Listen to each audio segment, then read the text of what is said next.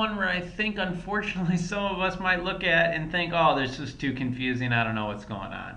But let's try to break it down and take this little challenging one and make sense of it. What are the values of x and y, if any, when x times the absolute value of y plus 5 is less than 0? Here's the deal. Don't get discouraged. Don't forget you have choices. This would be a tricky one to answer if you didn't have choices here. So maybe just go through your choices and see if they make sense.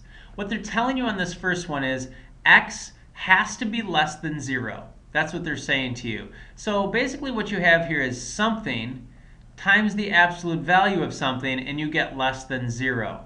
Well, here's the deal. Don't forget you know what absolute value means.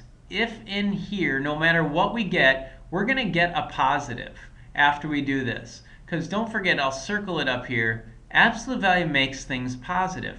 So if what I just circled up here in red is positive, and we're going to multiply it by x, doesn't that mean that x would have to be negative to get a result that's less than 0? Here's the deal. Let me try again. In this circle, whatever it is, and I'll put the circle right here, it's going to be multiplied by x in a moment. Well, if that result is actually less than 0, we know that this is going to be positive because of the absolute value. So this is positive times x. This one right here is going to have to be negative.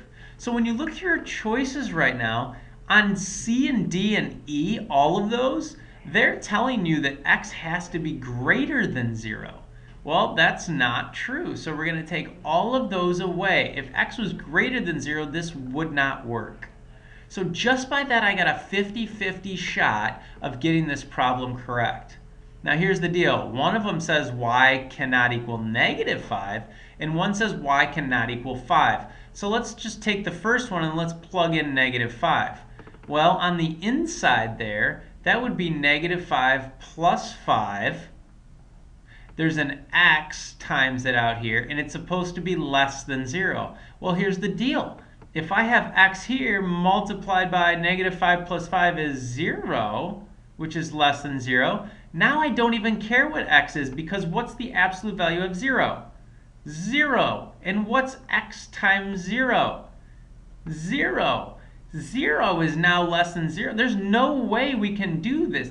This is not a true statement. So what we're saying is this cannot happen. -5 can't be in here. So I look up here and I say, oh wait, they're telling me y cannot equal -5. And that's exactly what I'm looking for. A is my answer. And then they have what we call a little distractor in here of y cannot equal 5.